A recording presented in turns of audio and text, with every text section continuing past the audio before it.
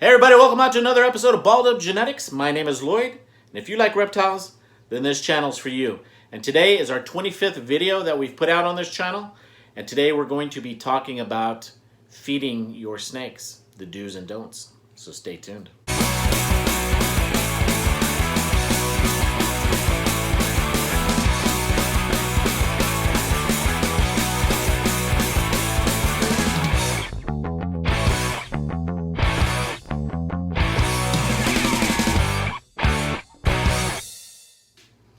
Alright guys, so on today's video we're going to be talking about feeding your snake. Now it doesn't matter what species of snake that you have, feeding them is this is kind of the basic across the board for them. So it doesn't matter if you're feeding live, you're feeding frozen thawed. These are some of the do's and don'ts. So when you're feeding your snake, you really need to know, depending on the size, how often you're going to feed it. Is it going to be once a week, every 7 to 10 days? Is it going to be every 2 weeks? Is it going to be once a month, depending on the size of the snake? And it depends on the species too. I mean, like a ball python this size, you can feed about every 7 to 10 days. I typically, and by no means am I telling you guys what to do or how to feed your animals, but for me, all my ball pythons that are under 1,000 grams, I'm gonna feed about every 7 days to 10 days. Depends on the prey size too, like and what you're feeding out. So for instance, like my king snakes, I feed them a mouse about once a week, and that's perfect for them. My boas, especially let's say my emerald tree boas, I'm gonna feed about every 3 weeks. My ball pythons, they all eat rats. Just different sizes of rats, so food appropriate size for that animal. Now I will still feed them up to that size that I want, and then another feeding I'll feed them with something a little bit smaller because I want to vary that size of that prey for them.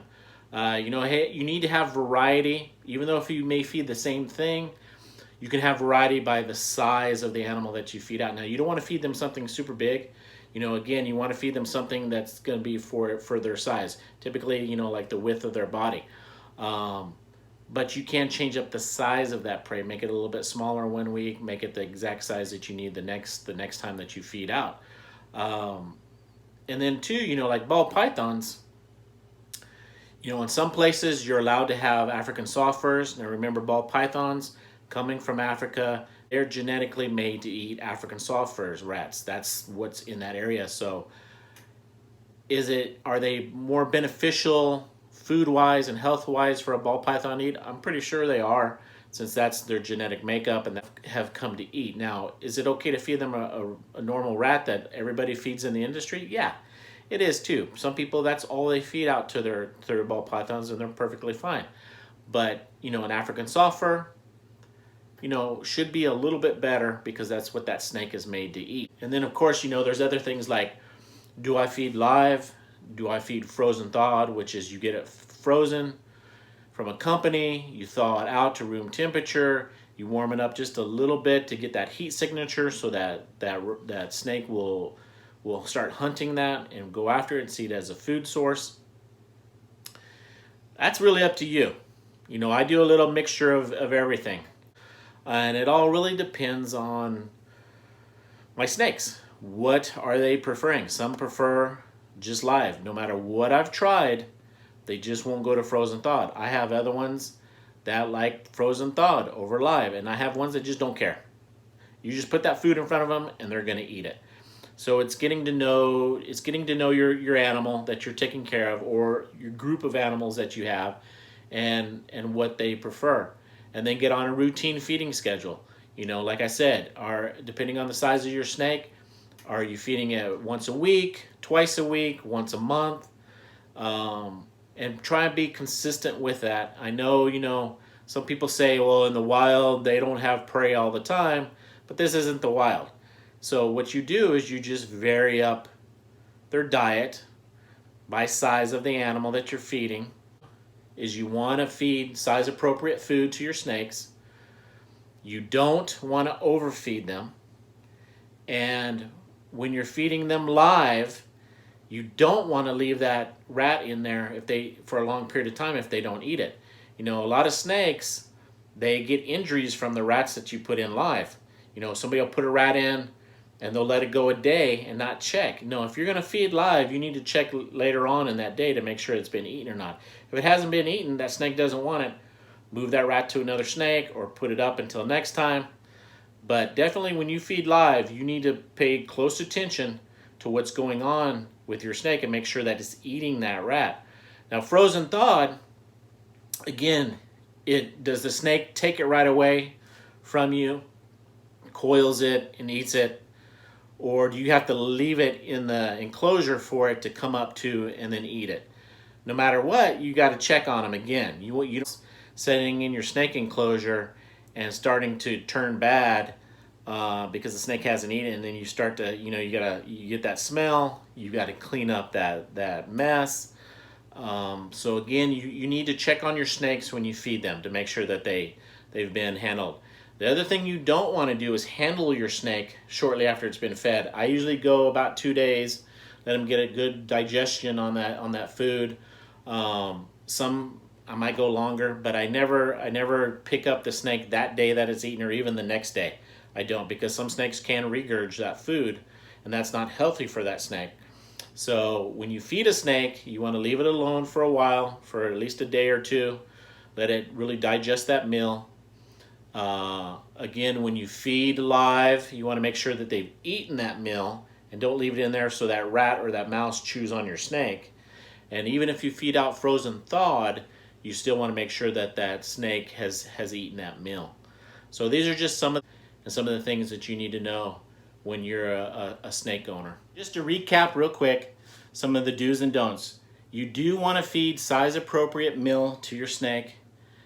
So typically on most snakes, it's the width of their body. That's the size of the prey that you want to feed out. The width of the prey item is the width of the snake.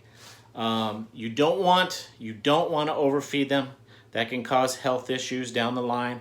Remember, a lot of these snakes, they in their native habitats, they eat sporadically. It's like a seasonal thing. They can go a while. They can fast for a while. If they get a lot of food intake over and over again, it will cause health issues. The other thing is know your snake. Know the species. Know how often it should be fed. When it's a small, let's say this ball python, when it was a baby, it's going to get fed once a week. As it starts getting older and put on size and weight, it's going to go to every 10 days, and then it's going to go to about 2 weeks once it hits large adult size. Boas, as an adult, you can go 3 weeks feeding it. As a baby, you don't want to go that long. So know the species. Also, don't want to feed it a cold item. Their whole biology is hunting something warm. So if you feed frozen thawed, once it's thawed out, you need to heat it up a little bit. You don't want to cook it, because that's also going to be bad for the snake when it ingests it. But you need to heat it up. I heat it up again by dunking it in hot water for about 10 seconds. It's enough of a heat signature for the snake to pick up on that and knows it's feeding time. Some people use heat lights and they heat them up that way. If you feed live, don't go and leave that rat in there for a long period of time if that snake hasn't eaten it, because eventually that rat may turn and bite on that snake, and you're going to have some damages to your animal. So if you're feeding live, you want to go and check on that within even less than an hour. You want to see if he hasn't eaten that rat or that mouse within an hour, it's not going to eat probably. It's not hungry. So you want to take that out. But also too, you need to do the same thing if you're feeding frozen thawed. And I have some snakes where they're not going to take it right off the tongue, so I leave it in there and I close them up, and then they feel secure enough to go, and then they start eating. Well, I'm going to check to make sure they do, because I don't want that frozen thawed rat sitting in there and starting to decay because it's been in there too long and the snake hasn't eaten it. So check your food sources. Make sure that your snakes have eaten those. But yeah, that's just some of the tips and the tricks. All right, everybody, so that concludes this video. I hope we've got a little bit of information out of it. We just basically just touched upon some basic things about feeding snakes. If you can do me a favor by subscribing down below if you haven't already, turn on that post notification bell so every time we upload a video, you're going to be informed. And of course, if you can share these videos, it'll help this channel grow even more. So until next time, take care, and we'll see you again real soon.